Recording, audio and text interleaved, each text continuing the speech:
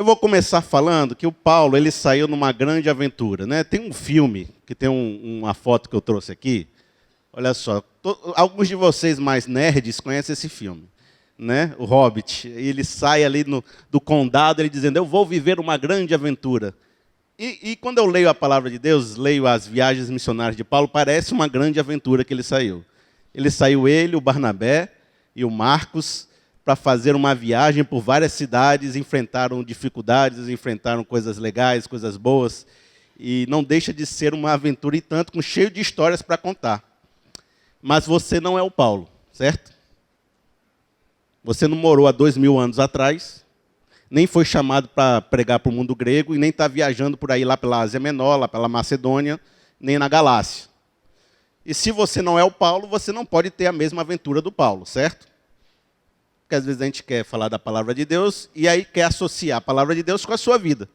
No entanto, você tem outras aventuras que o Paulo não teve. Aventuras na sua vida. Aventuras que vão demandar tempo, dedicação, e vai ser muito legal você viver. Porque você tem que pensar assim, as grandes bênçãos dessa vida, as grandes bênçãos não vêm da noite para o dia. Você criar um filho é 20 anos você criando aquele filho. Você vai casar, vai ter aquele filho, aí você vai criar ele pequenininho, ele vai crescendo, você põe no colégio, aí você tem dificuldade financeira, mas você consegue manter ele naquele colégio, aí ele fica rebelde, aí você consegue controlar aquele menino, aí vai adolescência, dificuldade, o menino ficou grande, saiu de casa, agora você aconselha de vez em quando. É uma vida para você criar uma pessoa. É uma vida, você pensar assim, eu tenho um casamento com 50 anos de casamento, cheio de filhos, cheio de netos, uma comemoração, mas aquele casamento foi 50 anos de luta. Ou você acha que foi super tranquilo um casamento de 50 anos? Não é uma história de uma vida? Quando você olha para lá para frente, você diz, ali, o Zé Milton, a Dona Solange, né? Quanto tempo aí de luta nesse casamento, né? Porque é uma construção de uma bênção. E bênçãos são construídas. Você vai querer fazer medicina na sua vida? Ah, vou fazer medicina. Aí o que você faz? Você ora ao Senhor e diz, Senhor, quero ser médico. Amanhã você acorda médico, não é isso? Aí se cesse, né? O negócio é que você vai fazer um vestibular complicado, vai perder umas 3 vezes antes de passar, porque você não é o cara mais CDF da sala. Aí você vai fazer aquele cursinho, aí daqui a pouco você passa, aí não sei quantos anos de faculdade, 8 anos, residência, mas aí você tem que fazer a especialização, daqui a pouco você luta para entrar num plano de saúde, para ficar bem posicionado, mas você só tem cliente 3 vezes na semana, você tem que começar a fazer. Quando você vê lá na frente, você ficou médico concorrido, mas aí foi uma luta de uma vida todinha. Não é isso? E no meio dessa luta, acontece coisas, como a gente vai ver agora. A gente vai ver um vídeo. Primeiro, um mapa. Deixa eu ver o mapa. Onde é que a gente está?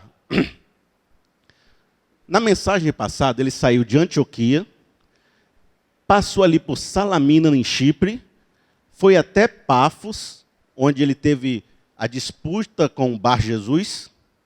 Quem veio, está lembrado? Uma disputa ali muito forte. Dali, ele viajou até Perge. E a gente está nessa posição aqui, quando eu vou soltar o vídeo, certo? O que você precisa saber? São 20 dias de viagem, só uma conversão, e a dificuldade maior do mundo. Certo? Vídeo.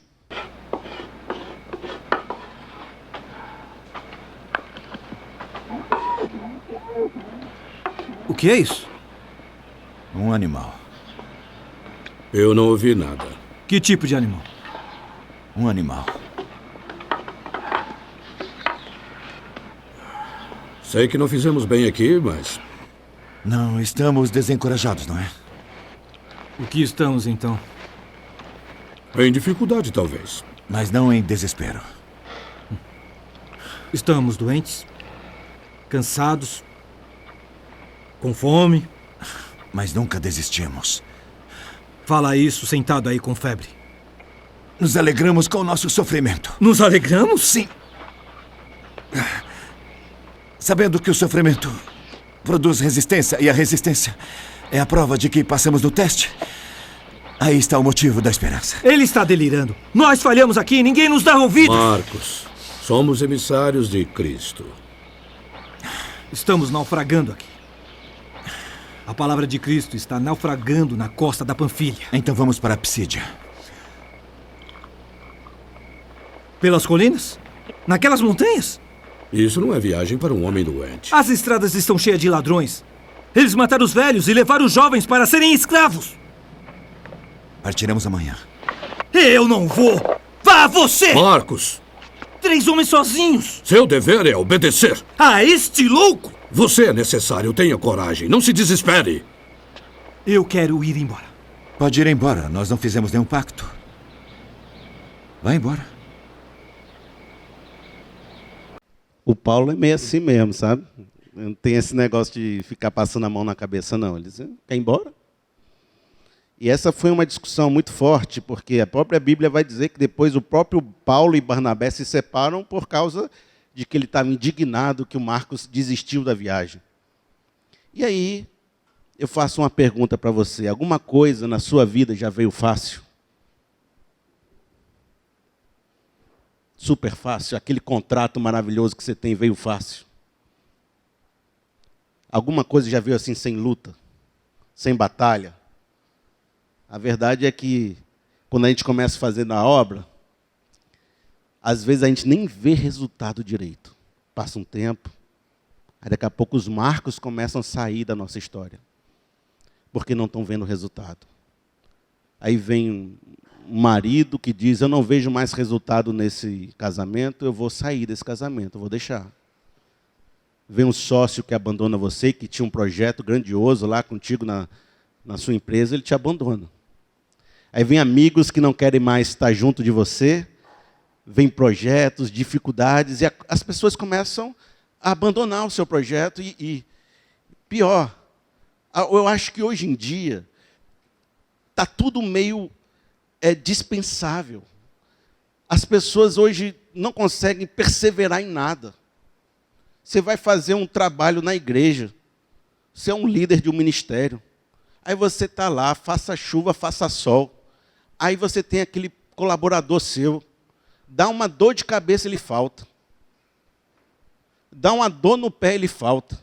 Dá uma dificuldade, ele não vem mais. E daqui a pouco, está muito difícil cuidar de criança. Está muito difícil fazer aquilo, abandona. Abandona porque não está fazendo algo legal para ele. E se eu não tiver meu prazer hoje, se eu não tiver algum tipo de super satisfação nesse momento, eu abandono. E sabe o que é pior? Os crentes estão ficando meio adolescente, meio chupetinho, assim, eu quero meu prazer de hoje, eu não tenho mais aquela ideia de que a gente tinha um pouco antigamente, de que eu vou construir uma vida cristã longa, evidente, com um projeto forte. Parece que se eu não estou bem aqui, eu já vou para outra igreja, se eu não estiver legal, eu já falto. A gente está muito fragilizado. E o pior ainda, pessoas que desistiram dos projetos antes de fazê-lo. E aí eu pergunto, quantos projetos tem na sua cabeça que você abandonou como Marcos antes de fazer? Você pensou, Deus te inspirou, te preparou, você falou, eu acho que eu vou, aí de repente você diz, não, está meio difícil, está complicado, não estou vendo o resultado, eu acho que eu não vou fazer isso mais não. E aí você abandonou o projeto antes mesmo de fazer alguma coisa.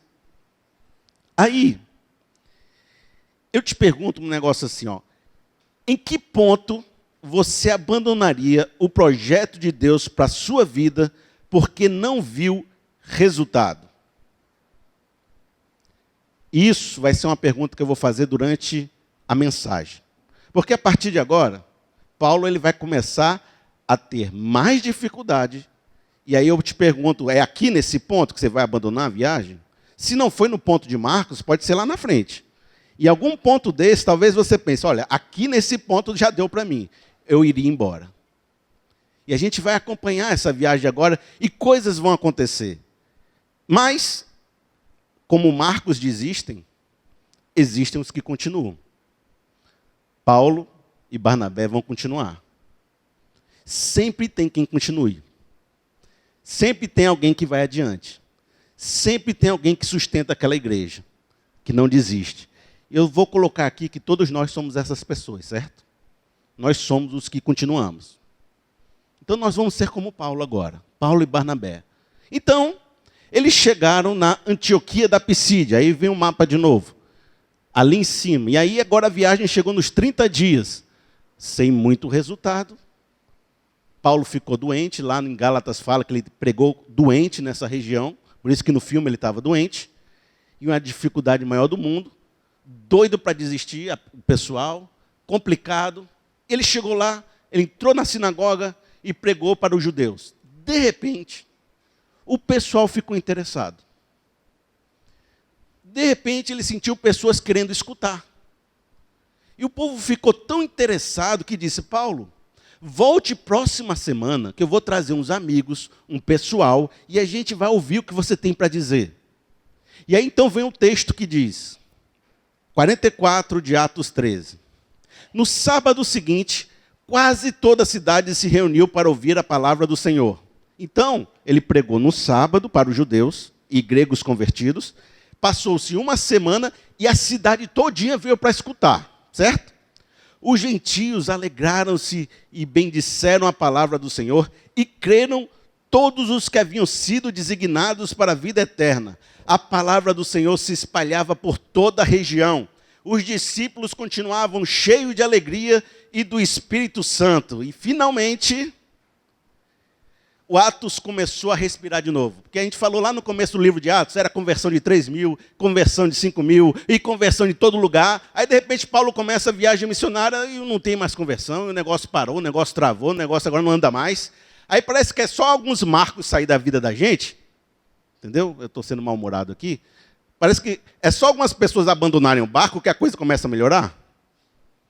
Né? Parece que precisa lançar o Jonas no mar para a tempestade acalmar, né? Parece que... Aí quando Paulo chega e começa a ter os primeiros frutos, e de repente você começa a falar plurais, pessoas se convertendo, agora tem discípulos, pessoas falando de Jesus, a coisa começou a fervilhar de novo. Parece que tem um momento no projeto de Deus para a minha vida e para a sua vida que nada está acontecendo. Mas no momento especial, sei lá quando, você perseverar um pouquinho mais, a coisa começa a mudar. E de repente aquela terra que não tinha fruto nenhum começa a brotar discípulos, começa a brotar resultados e frutos. E talvez você esteja vivendo um deserto nesse momento, mas eu digo, há um momento de virada na sua vida. Porque não há sol que sempre dure, nem tempestade que nunca passe. Há um momento onde a sua força, a sua dedicação e a sua perseverança vão começar a gerar frutos. Isso é uma palavra para você. Agora, vejam só. Junto com os primeiros frutos, vem sempre um companheiro ligado a ele. O versículo 45 diz: quando os judeus viram a multidão, ficaram cheios de inveja e blasfemando, contradiziam o que Paulo estava dizendo. Mas os judeus incitaram as mulheres religiosas de elevada posição e os principais da cidade. E provocando perseguição contra Paulo e Barnabé, os expulsaram de seu território.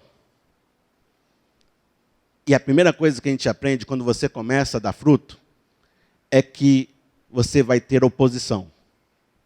Sabe por quê? Porque ninguém chuta cachorro morto. Se você não faz nada relevante, ninguém se incomoda com você. Se você não muda a história de ninguém, ninguém faz nada contigo. Mas a partir do momento que você começa a incomodar situações, formar frutos, ser relevante, a sua palavra tem uma autoridade, as pessoas começam a dizer assim, peraí, aquele cara ali está falando um negócio, o pessoal está se convertendo, daqui a pouco ele vai acabar com a gente, peraí, o que está acontecendo? Uma da grande evidência que você está no caminho certo é quando você tem oposição. Então dê glória a Deus para o povo que está invejando você. Os judeus estavam invejando ele. Não tinha lá a Ana e a Penina? Sempre tem alguém que perturba a vida da gente. Eu não sei quem é que perturba a sua vida, mas eu sei que tem. Sempre que a gente vai falar com uma pessoa, mas fulano está me pegando no meu pé, e toda vez que eu tento fazer alguma coisa, fecha uma porta. Mas será, amigos, que seria nesse momento que você desistiria com as primeiras oposições? Às vezes eu estou falando com uma pessoa que está fazendo um ministério, aí eu chego assim para ela, cara, a gente precisa mudar um negócio que você está fazendo errado. Aí a pessoa diz assim, não está gostando do que eu estou fazendo? Também não venho mais não. E olha que eu tentei ajudar a pessoa. Imagine se fosse alguém dizendo que você está errado, que você tem que calar a boca, que você não pode fazer mais nada, aí desistia logo metade. E se te expulsassem daquela empresa? E se te expulsassem lá da sua casa? E se te expulsasse do território que você começou a dar frutos? Nessa hora você dizia, também não quer mais me ouvir? Também vou para casa. Está vendo que eu fiz? Tinha uns discípulozinhos lá, eu fiz, está vendo? Olha lá os discípulos, não quer me ouvir mais não? Vou para casa. É aqui que você desistiria da viagem? João 15 fala, Jesus diz assim para os seus discípulos, olha, assim como eu falei para vocês, e eles me ouviram, quando vocês falarem, vão escutar vocês. Mas, assim como eles me perseguiram, eles vão perseguir vocês. Porque nenhum discípulo é maior do que o seu Senhor. Se você está falando e estão te escutando, vão te perseguir. Isso foi Jesus falando. E aí, tem um versículo de Eclesiastes que diz assim, onde os bens se multiplicam, ali se multiplicam também os que deles comem. Isso aqui é aquela coisa do Homem-Aranha, né? Muitos poderes, muitas responsabilidades. Quanto mais responsabilidade você tem, quanto mais frutos você tem, mais tarefa você tem também. Aí você estava lá pequenininho, ganhava R$1.000 por mês, dava para pagar todas as contas. Aí, de repente, você botou aquela empresa maior, está ganhando muito mais, mas é um bocado de gente dependendo do seu ordenado. Aí acaba que você pensa, cara, eu estou ganhando mais, mas eu vivo mais apertado do que antes. Porque quanto mais você consegue, quanto mais fruto você faz, mais responsabilidade também você tem. E quanto mais bens você acumula, mais bocas comem de você. Olha só que coisa legal. E aí, você vai desistir nesse ponto? Não, é muito pesado para mim, é muita responsabilidade, eu estou cansado, é dor nas costas, todo dia, de manhã, aquela coisa. Versículo 51. Estes sacudiram o pó dos seus pés em protesto contra eles e foram para Icônio. Aí Paulo fez o seguinte, vocês não querem me ouvir não? Pois eu vou para outra cidade. E não desistiu. E aqui vai começar, sabe o quê? A fase do videogame. Porque você está na fase 1, é mais fácil. Certo? Eu jogava videogame quando era pequeno, tinha o Atari, o Odyssey, o Super NES. Quem jogou também? Eu jogava, eu era pequeno. Aí meu filho cresceu, aí eu continuo ajudando ele a jogar. É com meu filho, entendeu? Eu continuo ajudando meu filho a jogar o videogame. Aí está na primeira fase, os inimigos é tudo facinho. Aí vai passando a segunda fase, fica mais difícil. O chefão fica mais grande, você tem que treinar mais um pouquinho. Então, aqui a gente foi na primeira fase, que era a Antioquia da Psídia. Agora a segunda fase, o que vai acontecer? Capítulo 14. Em Icônio, Paulo e Barnabé, como de costume, foram à sinagoga judaica. E ali falaram de tal modo que veio a crer grande multidão de judeus e gentios. 3. Paulo e Barnabé passaram bastante tempo ali falando corajosamente do Senhor, que confirmava a mensagem da sua graça, realizando sinais e maravilhas pelas mãos deles. E aí, agora o nosso herói já ganhou algumas características especiais. Já tem um certo sinais e prodígios, que não tinha antes. E agora ele não precisa nem esperar uma semana para o povo vir se converter. Né? Agora, no primeiro dia mesmo, ele já falou de uma forma tão grande, tão evidente, que uma grande multidão já se converteu no primeiro dia. Por quê? Eu imagino que é o seguinte, depois que você está acostumado, azeitado, com um mês de viagem missionária, você já começa a pegar a embocadura do negócio. Você já chega na sinagoga sabendo o que vão falar, já dá uma volta no cara, já começa a falar de um jeito assim. É que nem ensaiar, né? Você ensaia, vai tocar, toca legal. Você já ensaiou um mês, já está lá falando, já tem a autoridade do Espírito. Você começa a falar, meu irmão, você vai lá, pá, e Jesus, e pá, e você começa a falar, e o pessoal, rapaz, é mesmo. Eu estou entendendo, eu comecei a entender esse negócio. Fora do que o Espírito Santo vai capacitando você, vai te dando palavras, entendimento, na hora que você fala, a coisa vai fluindo. Aí na hora que você fala, você diz assim, rapaz, eu nem sabia que eu ia falar aquilo, mas na hora veio o negócio, eu falei, e a pessoa veio, entendeu, disse que eu tinha dado um conselho especial para ela. Começa a ter um tipo de de manifestação mais superior na palavra. O cara está falando de um jeito que as pessoas se conectam com ele.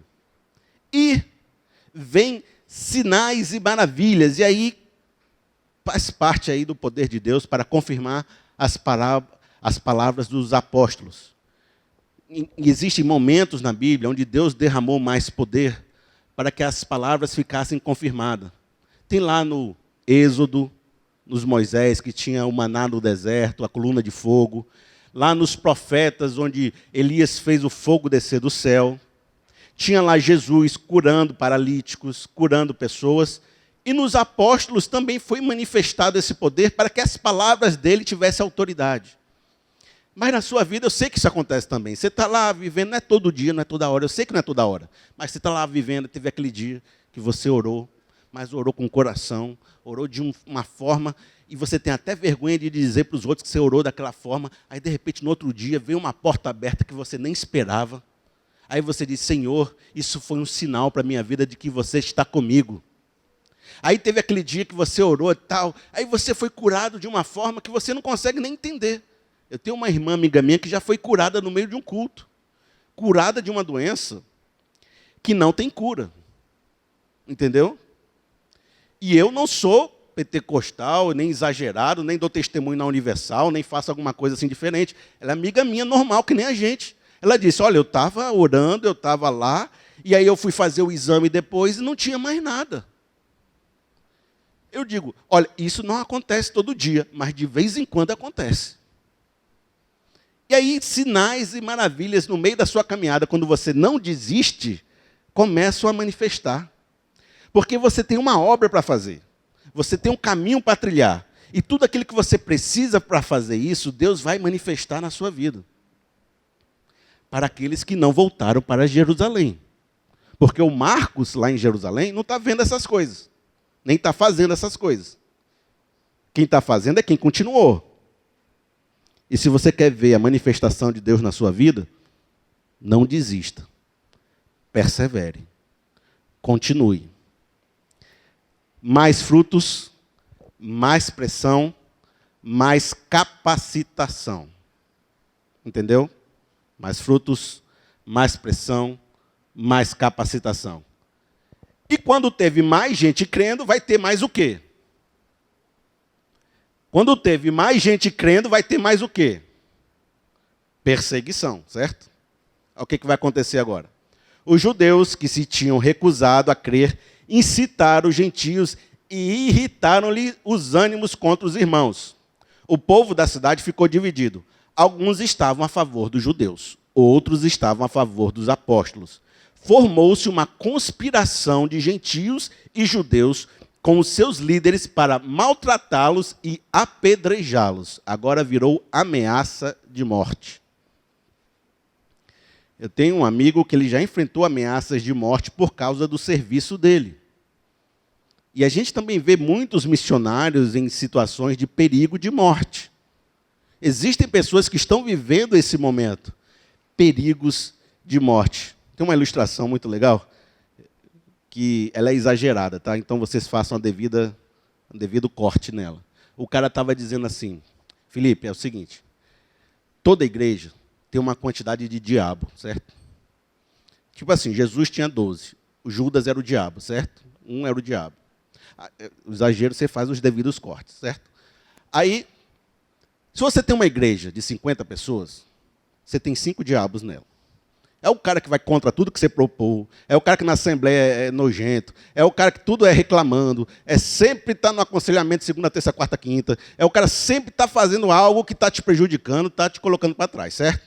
Certo. Aí você quer crescer, porque você diz, Senhor, eu quero crescer.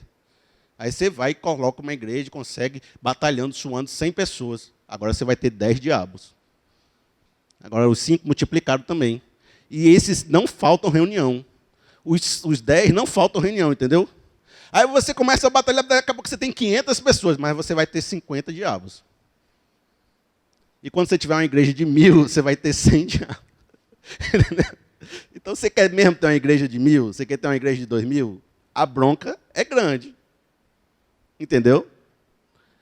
A gente quer ter só os benefícios da posição alta, mas não sabe que tem a dificuldade muito grande. Então a bronca aqui começou a ficar ameaça de morte. E aí, você abandonaria a viagem agora, quando as pessoas ameaçaram a sua vida? Olha, se você continuar pregando aqui, a gente vai mandar um cara lá na sua família e vai executar a sua família. Você continuaria a viagem? Difícil, né? Por que que Paulo continua? Por que que Paulo não para? Porque eu acho que eu desistiria. Eu tenho um amigo que não desistiu, mas eu ficaria... Eu acho que tem outra cidade mais legal para a gente ir. Mas olha só, por que que Paulo não abandonou a viagem? Também nós, Paulo falando, porque estamos nos expondo a perigos o tempo todo. Ele mesmo faz a pergunta, por que que vocês acham que eu, Paulo, estou me expondo a esse perigo todo? É porque eu sou doido? Porque eu não tenho amor pela vida? Olha só o que ele fala. Todos os dias enfrento a morte, irmãos. Isso digo pelo orgulho que tenho de vocês em Cristo Jesus, nosso Senhor. Se foi por meras razões humanas que lutei com feras em Éfeso, que ganhei com isso? Se os mortos não ressuscitam, comamos e bebamos, porque amanhã morreremos. No fundo, o que o Paulo está dizendo? Olha, se Cristo não me resgatou, se não me derrubou lá no caminho de Damasco, se não me deu uma revelação, se não fez meu coração arder, se eu não vi e criei que esse Cristo ressuscitou no terceiro dia, e há um poder que pode me livrar da morte, há uma vida eterna para mim, há um céu para mim, e se eu não creio nisso, para que eu estou fazendo isso tudo? Para ficar lutando com feras em Éfeso, para ficar tendo naufrágio, para ficar levando pedra, para ficar me lascando todinho. Era melhor que eu fosse para casa, tomasse umas, comesse e vivesse nos meus prazeres da vida. É isso que o Paulo está dizendo.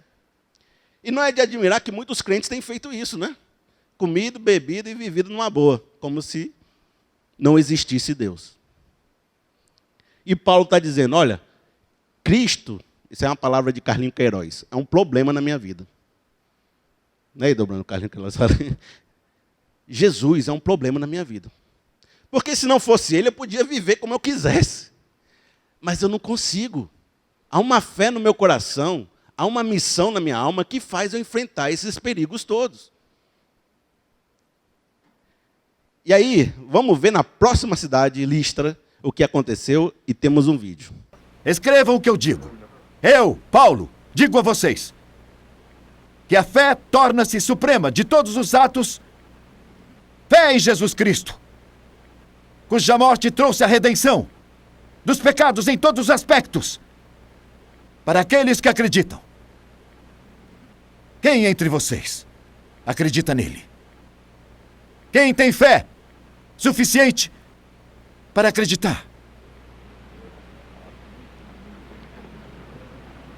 Aquele que tiver fé, levante a mão.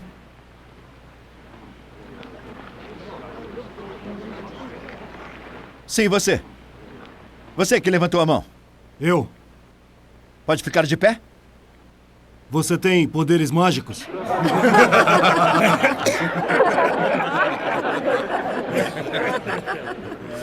Por que não se levanta? Hã? Não pode ficar de pé? Não. Apenas sua fé pode curá-lo. Levante-se. Não? Pegue na minha mão.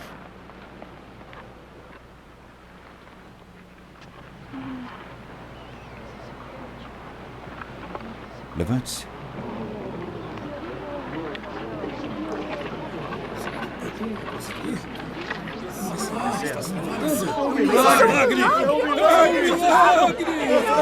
Milagre! Esse é o milagre!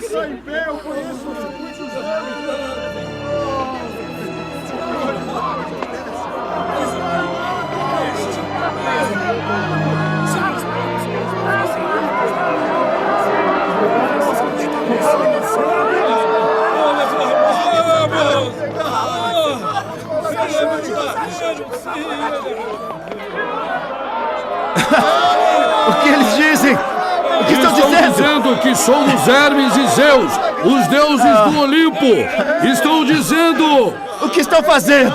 O que estão fazendo? Somos apenas homens, não somos deuses. As boas novas que trazemos é para vocês passarem a acreditar no Deus vivo. Não somos deuses.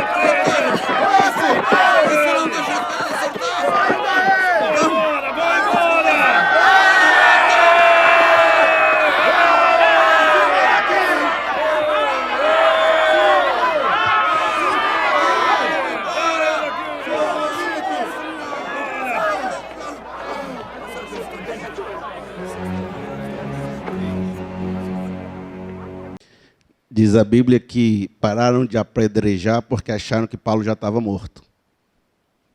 Ele não morreu, certo? Mas apedrejaram até o ponto de achar que já estava morto. E sabe quem foi que apedrejou? O pessoal da primeira cidade veio em comboio, pegou o pessoal da segunda cidade que estava desgostoso e veio atrás de Paulo. Enquanto Paulo ia saindo pregando, vinha o pessoal atrás para se opor a ele. Ele criou uma caravana de judeus atrás dele para se opor a ele. E esse pessoal veio atrás dele. E aqui, eu acho que não cabe mais a pergunta, não.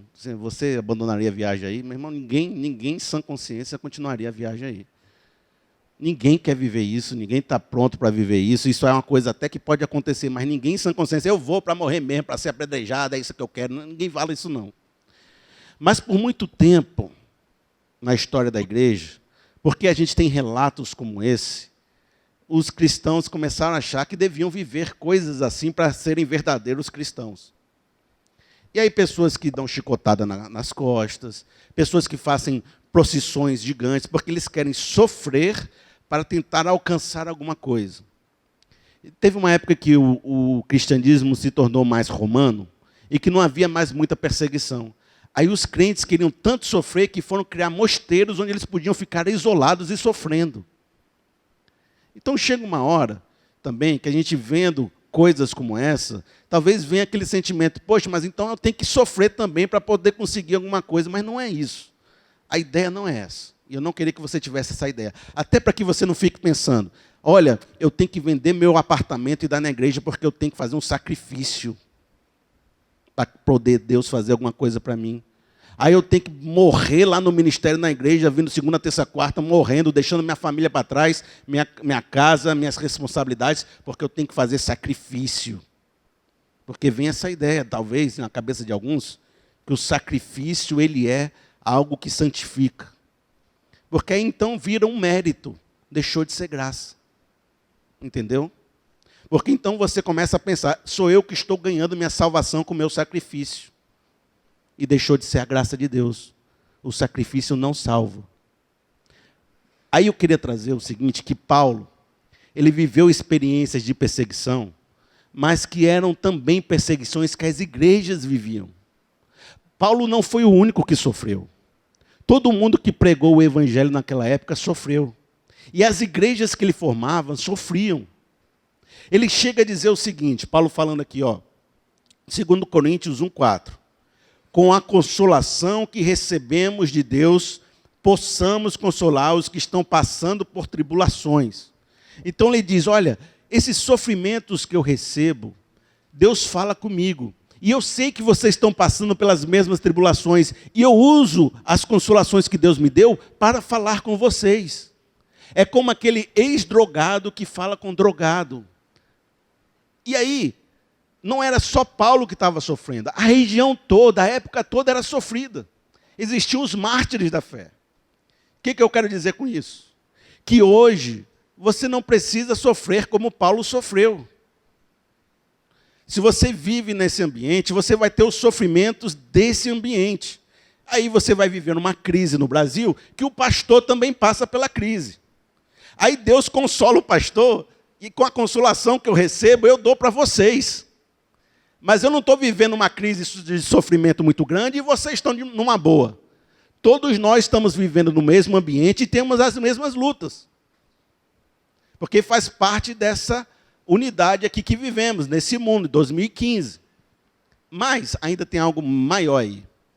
Porque Jesus fala, cada pessoa leve a sua cruz e me siga. E no chamado de Paulo, Jesus fala, e você vai sofrer por causa do meu nome. Porque fazer essa tarefa da maneira como eu quero que você faça, Paulo, vai ter perseguição, vai ter dificuldade, vai ter problema. Eu já estou te dizendo de antemão. E eu digo, para cada um de nós que temos a nossa aventura, vai ter uma cruz para a gente levar.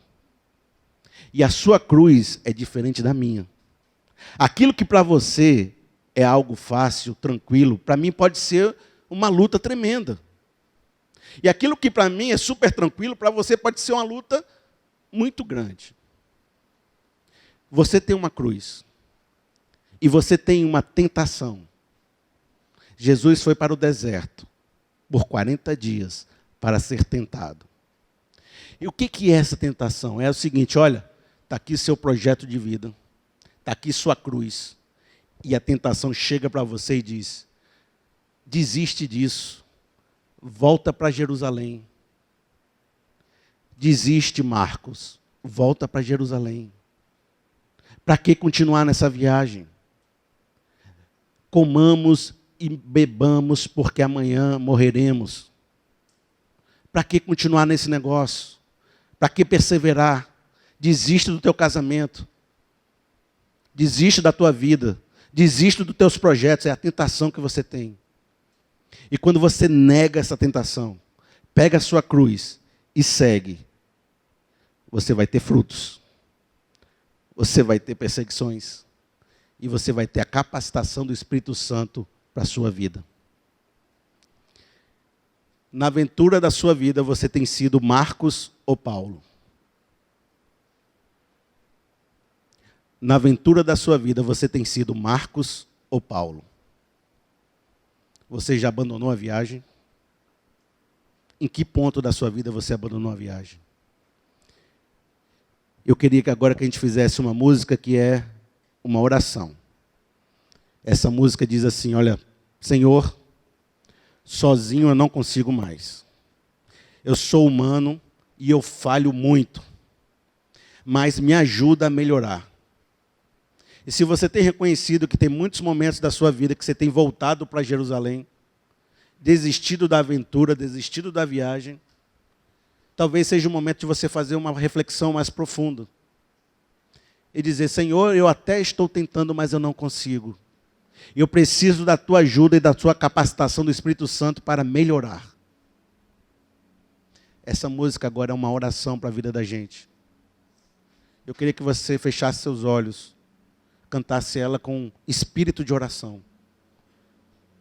Tudo isso que você ouviu, alguma coisa fez sentido na sua vida? Se fez, é o Senhor te incomodando. Se algo lhe tocou, é porque o Senhor e o Espírito Santo têm falado contigo. Me ajuda a melhorar.